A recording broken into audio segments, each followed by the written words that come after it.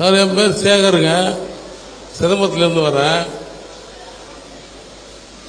சமீபத்தில் முஸ்லீமில் ஒரு டெத் ஆகி போச்சுனாக்கா நேராக மசூதிக்கோ இல்லை பள்ளிவாசலையோ கொண்டு வந்து பாத்தியா ஓதி தான் கொண்டு வந்து அடக்கம் பண்ணுவாங்க.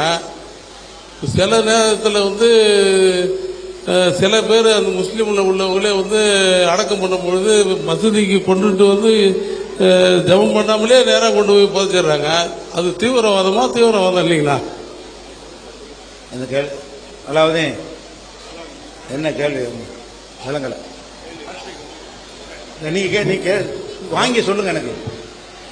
அதாவது டெத்து கொண்டு போய் அடக்கம் பண்றாங்க.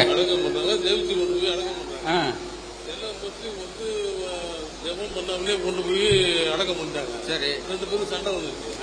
அந்த மாதிரி முஸ்லீம் தீவிரவாதத்தில் இருக்காங்களா? தீவிரவாதம் இல்லையா? அதாவது முஸ்லீம்களுடைய தொழுகை, அதாவது இறந்து போன மையத்தை கொண்டு போய் அந்த உடலை கொண்டு போய் தொழுகை வச்சு அடக்கம் பண்றாங்க. சில இவர் பார்த்த ஊர்ல தொழுகை வைக்காம கொண்டு போய் அடக்கம் பண்ணிட்டாங்க. அதுக்குள்ள அதுல அவங்களுக்கு இடையில சண்டையாகி போச்சு. அப்ப இந்த தொழுகை வச்சுதான் அடக்கணும்னு சொல்லிட்டு அவங்க சொன்னவங்க அதை ஏன் அவ்வளவு தீவிரமா இருக்கிறாங்க? தொழுகை வைக்க எப்படி அடக்கம் பண்ண வேண்டியதானே? அப்படித்தானுங்க? அதான் அவருடைய கேள்வி. அதாவது அது தீவிரவாத அப்படி அப்படி அதாவது தொலை வச்சு அடக்கணும்னு சொன்னவங்க தீவிரவாத குரூப்பா அப்படின்னு கேட்கிறாரு. சரி சரி. அதாவது இது முஸ்லீம்களுக்கு மத்தியில் நடக்கிற உள்நாட்டு குழப்பத்தை பத்தி அதாவது இல்ல ஒரு விஷயம். அதாவது எப்படின்னு கேட்டாக்கா, இவர் நெல்லிக்குப்பத்துல இவர் சப் இன்ஸ்பெக்டரா இருந்திருக்காரு.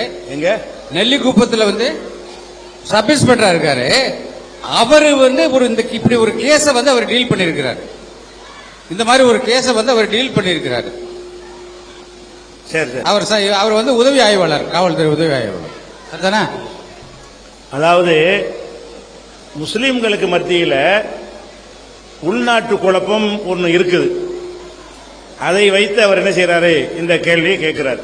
என்ன குழப்பம்னு கேட்டா, பாரம்பரிய முஸ்லீம் சிலர் இருக்கிறாங்க. சில பேர் குரான் ஹதீஸ்ல குரான் சொன்னபடி நடக்கணும் அப்படிங்கிற முஸ்லீம்கள் ஒரு சாரார் இருக்கிறாங்க. பாரம்பரிய முஸ்லீம் என்ன செய்யறாங்கன்னு கேட்டா, எங்க அப்பம்பாட்டம் காலத்தில் நாங்க என்ன செஞ்சோமோ அதைத்தான் நாங்க செய்வோம். இது பாரம்பரிய முஸ்லீம். இந்த முஸ்லீம் என்ன சீர்திருத்த முஸ்லீம் என்ன செய்யறாங்கன்னு கேட்டா, உங்க அப்பம்பாட்டம் செஞ்சாலும் அது குரான்ல இருக்கணும், முகமது நபி சொல்லி இருக்கணும். அந்த 2 இல்லாம நீங்க செஞ்சா அது இஸ்லாம் கிடையாது அப்படின்னு ஒரு குரூப். எங்களுக்குள்ள 2 குரூப் சித்தாந்த அடிப்படையில் இருக்கிறாங்க. உதாரணமா எடுத்துக்கொண்டீர்களே ஆனால், இப்ப நாகூர்ல தர்கா வச்சிருக்கிறாங்கல்ல, இது இஸ்லாத்துல இல்ல.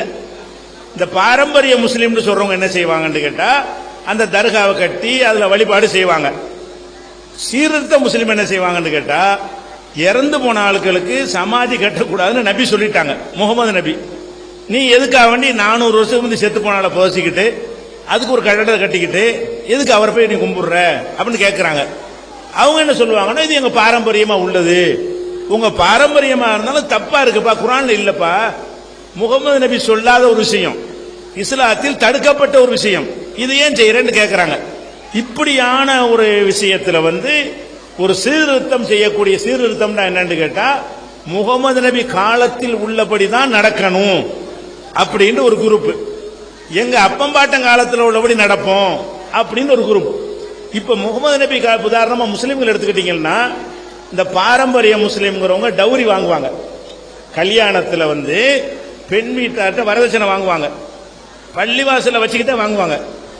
இந்த சீர்திருத்தம் பண்ற குரூப் என்ன செய்வாங்கன்னு கேட்டா, இது வரதட்சணை இஸ்லாத்துல இருக்குதா, ஆம்பளை தானே பெண்ணை கொடுக்கணும் இருக்குது, பெண்ணிடத்தில் எப்படி நீ வாங்குற அப்படின்னு ஃபைட் பண்ணுவாங்க. உடனே சண்டை வந்துடும். தர்காவுக்கு போறவங்களுக்கு போகாதுன்னு சொல்றவங்களுக்கு சண்டை, வரதட்சணை வாங்குறவங்களுக்கு வாங்காதவங்களும் சண்டை. ஒருத்தர் இறந்துட்டாருன்னு வைங்க, இறந்துட்டாருன்னு சொன்னா அவங்களுடைய வாரிசு இருக்காங்கல்ல, என் தகப்பனார் இருந்தா நான் தான் புள்ள, நான் தான் பிரேயர் பண்ணணும் அவருக்கு அப்படின்னு சொல்லி சீர்திருத்த முஸ்லீம் சொல்றாங்க. பாரம்பரிய முஸ்லீம் என்ன சொல்லுவாங்கன்னு கேட்டா, மத குரு இருக்காரு, பூசாரி மாதிரி பள்ளிவாசல் இருப்பார்ல, அவர் தான் பிரேயர் பண்ணுவாருப்பாங்க. அவர் எப்படி பண்ணுவாரு, இஸ்லாத்துல இல்லையே, இஸ்லாத்துல பூசாரின்னு ஒண்ணு கிடையாது அப்படின்னு சொல்லி இந்த சீர்திருத்த ஆளுங்க சொல்லுவாங்க. இந்த மாதிரி விஷயம் வர்றதுதான் அந்த ஐயா அவர்கள் சந்தித்தது ஒரு இறந்து போனவரை அடக்கம் செய்யற விஷயம் வருது. அடக்கம் செய்யும் போது என்ன செய்வாங்கன்னா, இந்த பாரம்பரியம் இருக்காங்க பாருங்க, அவங்க சில சடங்குகள்லாம் வச்சிருப்பாங்க. சந்தனம் தெளிக்கிறது, பூமாலையை போடுவது, அந்த பெரிய ஆடம்பரமா இறந்து போனவனுக்கு ஆடம்பர செலவு பண்ணுவாங்க. இதெல்லாம் தப்பு. பிரேயர் பண்ணிட்டு கொண்டு அடக்கம் பண்ண வேண்டியதானே. அது சாமியாரை கொண்டு அந்த புரோகிதரை கொண்டு எதுக்கு அந்த பாத்தியாவெல்லாம் ஓதுறீங்க அப்படின்னு சொல்லக்கூடிய ஒரு குரூப் இருக்கு.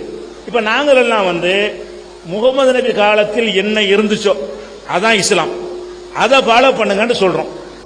பாரம்பரிய முஸ்லீம்ங்கிறவங்க என்ன செய்யறாங்கன்னு கேட்டா, இடையில நுழைஞ்சதெல்லாம் இஸ்லாம்னு சொல்றாங்க. வரதட்சணை, ஒரு கல்யாணம் பண்றாங்கன்னு வைங்களேன், நாங்க எங்களுடைய கல்யாணம் 2000 ரூபாய் 3000 ரூபாய் பண்ணிவிடுவோம். பட்டாசு விட மாட்டோம், சீரியல் போட மாட்டோம், மனிதனுக்கு பயன் இல்லாத செலவு செய்ய மாட்டோம். சோத்துக்கு வேண்டாம் செலவு பண்ணுவோம், மனிதனுக்கு பயன் தராத விஷயங்களுக்கு நாங்கள் செலவு பண்ண மாட்டோம்ன்றது நாங்க ஒரு கொள்கை வச்சுட்டு இருக்கோம். இந்த பாரம்பரிய முஸ்லீம் என்ன செய்வான், கல்யாணம் பண்ணி ஊரை வளைச்சு பந்தல் போட்டு சீரியல் போட்டு பாட்டு கச்சேரி போட்டு இதெல்லாம் செய்வான்.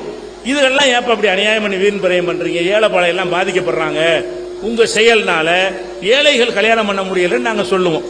இந்த மாதிரியான வகையில அவர் இறந்து போனவரை அடக்கம் செய்யும் பொழுது அவங்க ஊர்ல ஒரு பஞ்சாயத்து நடந்திருக்கு. என்ன பஞ்சாயத்து? இதே பஞ்சாயத்து தான். அவன் என்ன பாரம்பரியத்தில் உள்ள என்ன செய்வான்னு கேட்டா, நாங்க இதுவரைக்கும் செஞ்ச சடங்கை எல்லாம் செய்வோம், என்னென்ன செஞ்சோமோ அந்த அஜரத்தை கூப்பிட்டு பாத்தியா ஓதி அதுக்குரிய சடங்கெல்லாம் செஞ்சு அப்பதான் அடக்கம் பண்ணுவோம். அவன் நிற்பான். இவன் என்ன செய்வான், என் தகப்பனாருக்கு நான் அப்படி செய்ய மாட்டேன், முகமது நபி சொன்னதை தான் நான் செய்வேன், குரான்ல உள்ளதை தான் நான் செய்வேன் அப்படிங்கும் பொழுது பாரம்பரியமா முகமது நபியான்னு ஒரு சண்டை வந்துடும். அப்ப இந்த பள்ளிவாசல் இதெல்லாம் அவங்க கண்ட்ரோல்ல இருக்கும் பொழுது உங்களை அடக்க மாட்டோம், அடக்கத்தில் இடம் தர மாட்டோம் வாங்க. அப்புறம் போலீஸ் கோர்ட்டு கேஸ் நடக்கும். அந்த ஒரு விஷயத்தை நடத்துறாரு. காரணம் என்னன்னு கேட்டா, இது இறந்து போனவர் மட்டும் உள்ள விஷயம் இல்லை, நிறைய இருக்கிறது. கல்யாணம்னாலும் நாங்க புரோகிதரை கூப்பிடக்கூடாது நாங்க சொல்லுவோம். கல்யாணம்னு சொன்னா அந்த குடும்பத்தார் பண்ணுங்க. அதுக்கு ஏன் புரோகிதர் மந்திரம் ஓதுறாரு? இஸ்லாத்துல இல்லாம இதுக்கு மந்திரம் ஓதுறதுக்கு வர்றாருன்னு நாங்க கேட்போம். இஸ்லாத்துல கிடையாது. அவங்கவுங்க தான் பண்ணிக்கிறணும். கல்யாணத்தை 2 குடும்பத்தார் பண்ணிக்கிறணும். அப்ப என்ன, அதை நாங்க மறுக்கும் பொழுது எங்களுக்கு அவங்க சண்டை. வரதட்சணை வாங்காதண்டா சண்டை, ஆடம்பர கல்யாணம் பண்ணாதண்டா சண்டை. இப்படியான ஒரு சண்டை எங்களுக்குள்ள கருத்து மோதல் இருந்து கொண்டிருக்கிறது. ஆனால் எது சரின்னு பாத்தீங்கன்னா, குர்ஆன்ல உள்ளதுதான் இஸ்லாம், முகமது நபி சொன்னதான் இஸ்லாம். மீதி உள்ளதெல்லாம் வேற வேற மதங்கள்ல காப்பி அடிச்சு எங்களில் சேர்த்துட்டாங்க. இஸ்லாம்ங்கிற பேர்ல இருக்கிறவங்க மற்ற மதத்துக்காரங்க செய்யறாங்கல்ல.